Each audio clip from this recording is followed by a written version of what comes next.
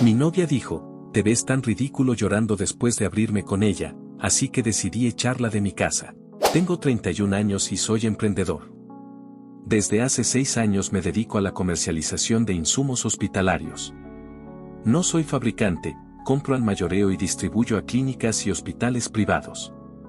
Manejo principalmente cubrebocas, batas quirúrgicas, guantes, campos estériles y algunos equipos de protección personal. Trabajo con contratos por volumen, entregas programadas y pagos contra factura. Es un negocio que requiere disciplina, logística y confianza. Durante la pandemia el negocio creció mucho. Después se estabilizó, pero logré mantener una cartera sólida de clientes. No me considero millonario, pero sí estable. Vivo en un departamento que compré hace 4 años. Lo adquirí antes de conocer a mi novia, Laura, de 28 años. Llevamos casi 3 años de relación y 1 viviendo juntos. Ella se mudó conmigo, dividimos gastos de servicios y despensa, pero el departamento está a mi nombre. Hasta hace poco, nuestra relación parecía estable. No perfecta, pero funcional. Teníamos desacuerdos normales, horarios, orden, tiempo juntos. Nada que pareciera insuperable. Todo cambió hace 5 semanas. Tengo un almacén mediano a las afueras de la ciudad. No es enorme, pero suficiente para manejar inventario rotativo. Ahí guardo la mercancía antes de distribuirla. Trabajo con pedidos grandes que muchas veces ya están apalabrados con hospitales. Es decir, firmo acuerdos de suministro y compro la mercancía para cumplir entregas específicas. A principios de mes había cerrado varios contratos importantes. 2 clínicas privadas nuevas y la renovación anual con un hospital que ya llevaba años trabajando conmigo. En total, tenía almacenado producto por un valor aproximado de $50,000. Cubrebocas quirúrgicos, batas, cajas completas listas para ser despachadas en las siguientes semanas. El incendio ocurrió un martes por la madrugada. Me llamó el velador a las 3:17 de la mañana. Al principio pensé que era un error.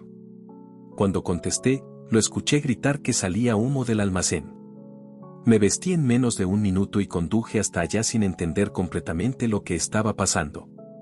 Cuando llegué, ya había fuego saliendo por una de las ventanas laterales. Los bomberos llegaron rápido, pero el fuego avanzó con una velocidad que no esperaba. Los materiales, aunque no son altamente inflamables por sí mismos, estaban empaquetados en cartón y plástico. Eso fue suficiente. Ver cómo el lugar donde había invertido años de trabajo se consumía fue una experiencia que no había vivido antes. No sentí pánico en ese momento. Sentí una especie de vacío. Estaba ahí, mirando, sin poder hacer nada útil. El fuego se controló después de casi 1 hora. El daño fue total en la zona de almacenamiento principal. Cajas colapsadas, producto contaminado por humo y agua. Incluso lo que no se quemó quedó inutilizable por normas sanitarias. No se puede vender material médico que haya estado expuesto a humo o humedad. Al día siguiente, el peritaje preliminar indicó que probablemente fue un cortocircuito en el sistema eléctrico antiguo del inmueble. Aún estoy en proceso con el seguro, pero hay cláusulas, tiempos de investigación y deducibles. Nada inmediato. Esa misma mañana tuve que hacer llamadas que nunca imaginé hacer. Expliqué a las clínicas que había ocurrido un incendio y que no podría cumplir las entregas en las fechas pactadas. Algunas fueron comprensivas. Otras no tanto. En este sector, la puntualidad no es opcional, es crítica. No entregar a tiempo significa que buscarán otro proveedor. La pérdida directa en mercancía fue de poco más de $50,000. Pero el verdadero impacto no es solo ese número. Es la credibilidad, la confianza, los contratos futuros. Durante los días siguientes apenas dormí. Me reuní con el contador, con el abogado, con el agente del seguro. Revisé cada contrato para evaluar penalizaciones. Intenté conseguir mercancía de emergencia con otros proveedores, pero los tiempos de importación y distribución no juegan a favor cuando necesitas reponer grandes volúmenes en días. Laura estuvo presente cuando recibí la confirmación final de que prácticamente todo el inventario estaba perdido. Me abrazó en ese momento. Me dijo que lo superaríamos, que solo era dinero. Pero para mí no era solo dinero. Era el trabajo acumulado de meses. Eran compromisos firmados. Era la sensación de haber fallado, aunque racionalmente supiera que no había provocado el incendio. Comencé a notar cambios en mí. Me costaba concentrarme. Revisaba los números una y otra vez buscando soluciones que no aparecían. Tenía la constante sensación de estar al borde de un colapso financiero, aunque objetivamente no estuviera en quiebra. Tenía ahorros, sí, pero gran parte estaba reinvertida en el negocio. Laura empezó a decir que estaba obsesionado. Que no hablaba de otra cosa. Que incluso cuando estábamos cenando yo estaba revisando cotizaciones en el teléfono. No estaba equivocada. Una noche me dijo que extrañaba al hombre tranquilo que era antes. Le respondí que ese hombre no acababa de perder mercancía por $50,000 en una madrugada. Las discusiones comenzaron a ser más frecuentes. Ella decía que estaba irritable, que parecía distante. Yo sentía que estaba sosteniendo un edificio que se estaba resquebrajando y que no podía permitirme el lujo de relajarme. El punto crítico ocurrió el sábado pasado. Habían pasado ya varias semanas desde el incendio. El seguro seguía en proceso. Algunos clientes habían decidido esperar, otros ya habían firmado con proveedores distintos. Yo estaba agotado física y mentalmente. Esa noche estábamos en la sala. El ambiente no era particularmente tenso, pero tampoco cercano. Le dije que necesitaba hablar. Al principio me costó ordenar las ideas. No soy una persona que hable mucho de emociones. Siempre he sido práctico. Resuelvo, ejecuto, sigo adelante. Pero esa noche sentía que si no decía algo, iba a explotar por dentro. Le expliqué que tenía miedo. Que aunque intentaba mantener el control, la pérdida me había afectado más de lo que quería admitir. Que sentía una presión constante en el pecho. Que me despertaba pensando en deudas, en clientes perdidos, en reputación dañada. Que me avergonzaba sentirme así porque se suponía que yo debía ser el que siempre tiene un plan. Mientras hablaba, noté que mi voz empezaba a quebrarse. Intenté mantener la compostura, pero no lo logré. Se me llenaron los ojos de lágrimas y terminé llorando. No fue exagerado ni dramático. Fue un llanto contenido, acumulado. El tipo de llanto que aparece cuando alguien ha estado demasiado tiempo sosteniendo algo pesado. Esperaba comprensión. No soluciones. Solo comprensión. Ella me miró en silencio unos segundos. Luego dijo, «Te ves tan ridículo llorando». No lo dijo en tono de broma. Tampoco con crueldad evidente. Lo dijo con una mezcla de incomodidad y desaprobación. Me quedé inmóvil. Por un momento pensé que había escuchado mal. Le pregunté qué quería decir. Respondió que no estaba acostumbrada a verme así, que me veía débil, que no era la imagen que tenía de mí. Añadió que llorar por dinero no tenía sentido, que los negocios implican riesgos y que debía actuar como adulto. Intenté explicarle que no estaba llorando solo por dinero. Que estaba llorando por el miedo, por la presión, por la sensación de haber perdido el control de algo que construí desde cero.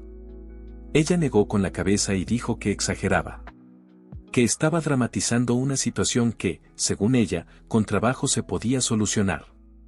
Sentí algo que no era solo tristeza. Fue una mezcla de humillación y claridad. Estaba en mi propia casa, hablando de la pérdida más grande que he tenido en mi vida profesional, y la persona con la que compartía mi vida me estaba diciendo que me veía ridículo. Me limpié el rostro y me levanté. Fui al baño, me miré en el espejo. Tenía los ojos rojos, sí. Pero no me vi ridículo. Me vi agotado. Cuando regresé a la sala, ella estaba revisando su teléfono. Me senté frente a ella y le dije que su comentario me había dolido. Respondió que no estaba obligada a reaccionar como yo esperaba y que si quería una pareja fuerte debía comportarme como tal. Fue en ese momento cuando algo dentro de mí cambió. Me quedé sentado frente a ella unos segundos más después de decirle que su comentario me había dolido. Esperaba, al menos, que reconsiderara lo que había dicho. que entendiera el contexto. Que se diera cuenta de que no estaba llorando por capricho, sino por agotamiento acumulado. Pero en lugar de eso, la conversación escaló. Le dije que no necesitaba que resolviera mi problema, que solo esperaba comprensión. Que después de lo que había pasado con el almacén, con los contratos y con la presión financiera, lo mínimo que esperaba de mi pareja era apoyo. Ella dejó el teléfono sobre la mesa y me miró con expresión tensa. No entiendo por qué te lo tomas tan personal, dijo. Solo dije que te veías ridículo. Nunca te había visto llorar así. Le respondí que precisamente por eso estaba siendo un momento importante. Que no era algo habitual en mí. Que si estaba rompiéndome frente a ella era porque confiaba en ella. Ella negó con la cabeza. Es que no me gusta verte así, insistió. Me parece poco atractivo. Un verdadero hombre no se pone a llorar así por problemas de trabajo. Esa frase me golpeó más que la anterior. No levanté la voz al principio. Le pregunté qué significaba un verdadero hombre. Si para ella ser hombre implicaba no mostrar emociones.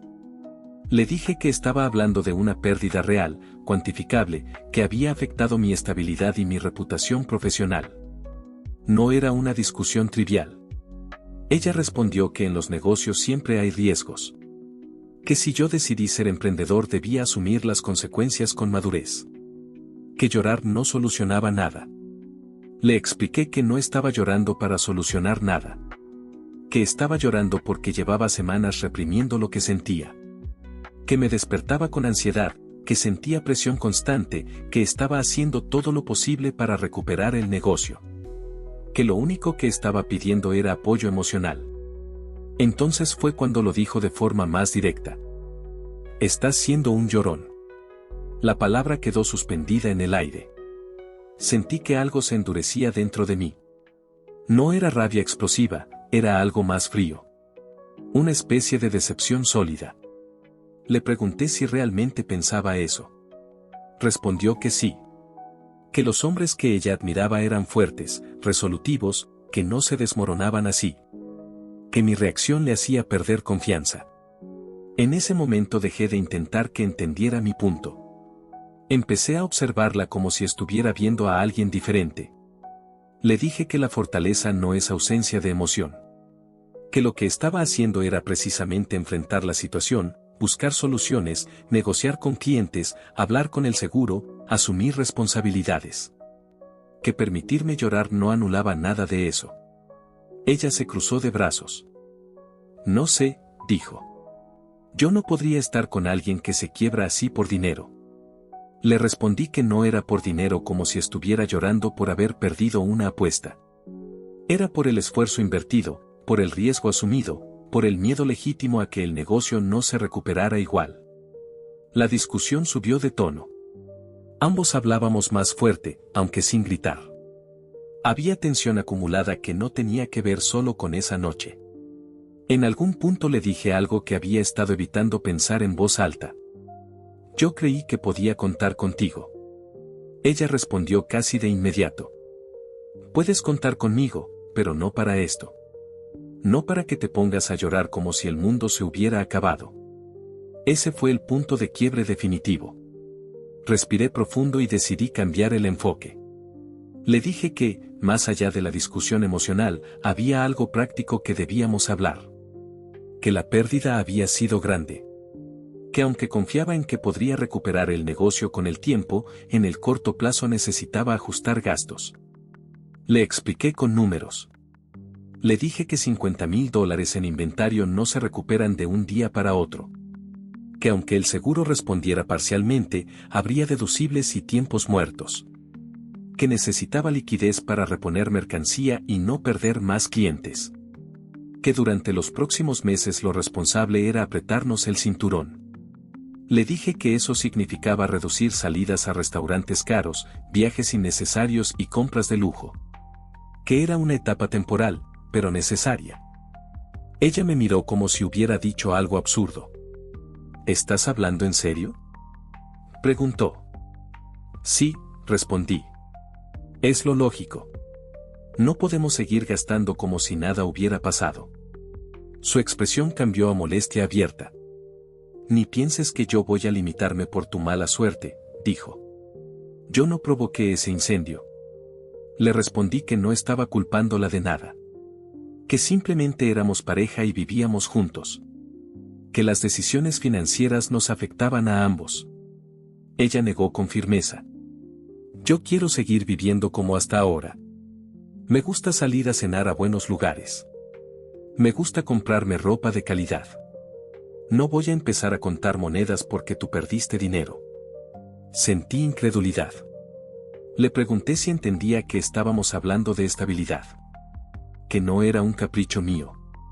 Que, si el negocio se debilitaba más, todo se complicaría. Ella respondió que exageraba. Que siempre había ganado bien y que seguramente en unos meses todo volvería a la normalidad. Que no veía por qué tenía que sacrificar su estilo de vida por algo que, según ella, era temporal. Le dije que precisamente porque era temporal debía manejarse con prudencia. Que los negocios no se sostienen con optimismo vacío, sino con planificación. Entonces dijo algo que terminó de aclarar todo para mí. Yo no estoy contigo para vivir con miedo. Si vas a volverte obsesivo y además ahora austero, no es lo que quiero. La palabra austero la pronunció casi con desprecio. En ese momento entendí que no estábamos hablando solo de dinero. Estábamos hablando de valores. De prioridades. De cómo cada uno entendía la responsabilidad. Le pregunté directamente. Si las cosas se ponen difíciles, ¿tu respuesta es seguir gastando igual y esperar que todo se arregle solo? Ella respondió que su respuesta era no dejar que una mala racha definiera su vida. Yo le dije que para mí la madurez implicaba ajustar cuando era necesario. Que si yo pedía moderación no era por tacañería, sino por estrategia. La conversación dejó de ser una discusión emocional y se convirtió en algo más frío. Más claro. La miré y sentí que estaba frente a alguien que quería la versión cómoda de mí. El proveedor estable, el hombre resolutivo que paga cenas caras y compra regalos sin pensarlo dos veces. Pero no la versión vulnerable, ni la que atraviesa una crisis. Me puse de pie. Ella siguió hablando, diciendo que estaba exagerando todo, que estaba convirtiendo un problema manejable en un drama. La interrumpí con calma. Creo que deberías irte. Se quedó en silencio. ¿Cómo? Creo que deberías irte de mi casa, repetí. Si no estás dispuesta a apoyarme cuando las cosas se complican y además no estás dispuesta a ajustar gastos en un momento así, entonces no tiene sentido que vivamos juntos. Se levantó también, visiblemente alterada. ¿Me estás echando por esto? No es solo por esto, respondí. Es por lo que representa. Intentó argumentar que estaba reaccionando de forma impulsiva. Que al día siguiente pensaría diferente. Que no podía tomar una decisión así en caliente. Le dije que no era una decisión impulsiva. Que escucharla llamarme llorón y decir que un verdadero hombre no llora había cambiado algo en mí. Que escucharla decir que no estaba dispuesta a limitarse en nada mientras yo intentaba estabilizar mi negocio me dejó claro que no estábamos en el mismo lugar. Hubo un silencio pesado. Le dije que podía quedarse esa noche si quería, pero que necesitaba buscar otro lugar en los siguientes días. Que el departamento era mío y que no me sentía cómodo compartiéndolo con alguien que veía mi vulnerabilidad como debilidad. Ella me miró con una mezcla de enojo y sorpresa. Como si no hubiera considerado la posibilidad real de que la echara. Cuando le dije que debía irse, su reacción no fue inmediata. Durante unos segundos pareció procesar lo que acababa de escuchar. Luego su expresión cambió de sorpresa a enojo. Eres un llorón, dijo con voz más alta. ¿Sabes qué? Mañana mismo me voy a buscar a un verdadero hombre. La frase no fue dicha como amenaza sutil, fue directa. Buscaba herir. Algo en mí se rompió en ese instante. Hasta ese momento había intentado mantener la calma, sostener la conversación desde la lógica, incluso cuando ella me había llamado débil. Pero escuchar que me reemplazaría por un verdadero hombre fue el detonante. Me levanté y esta vez sí levanté la voz. Entonces hazlo de una vez, le dije. Si eso es lo que quieres, no esperes hasta mañana. Ella abrió los ojos con incredulidad. ¿Qué te pasa?, respondió gritando. Estás exagerando todo. No, contesté. Estoy tomando en serio lo que tú misma estás diciendo. Si crees que soy un llorón y que necesitas a alguien diferente, adelante. La discusión escaló rápidamente. Los dos hablábamos fuerte. Ella empezó a llorar, pero no era un llanto contenido como el mío había sido antes. Era un llanto mezclado con rabia. No puedes hacerme esto, dijo entre sollozos. Solo lo dije porque estaba enojada. Estoy estresada también. No entiendes la presión que siento. Le pregunté qué presión justificaba llamarme ridículo por llorar y luego amenazar con buscar a otro hombre. Respondió que todo había sido una reacción, que yo la estaba llevando al límite con mi actitud negativa desde el incendio. Dijo que se sentía desplazada por el negocio, que desde que ocurrió lo del almacén yo solo hablaba de números y problemas. Que estaba cansada de vivir en tensión constante. Que también estaba estresada. Le dije que si estaba estresada podía haberlo expresado sin descalificarme. Que lo que había hecho no era comunicación, era desprecio. Intentó acercarse y tocarme el brazo. No quiero irme, dijo. Solo estaba molesta. No hables en serio. Pero yo ya no estaba en el mismo lugar emocional que al inicio de la conversación. Algo había cambiado de forma irreversible. No era orgullo. Era una sensación clara de que si retrocedía en ese momento, estaría aceptando que me trataran de esa forma. Le dije que no podía ignorar lo que había dicho. Que no podía desoír la manera en que me miró cuando estaba llorando. Que esas cosas no desaparecen solo porque uno diga lo dije enojada. Ella empezó a llorar con más fuerza. Decía que no podía creer que yo la estuviera echando por una discusión. Que todas las parejas peleaban. Que estaba siendo frío e injusto. Le respondí que no la estaba echando por una simple pelea.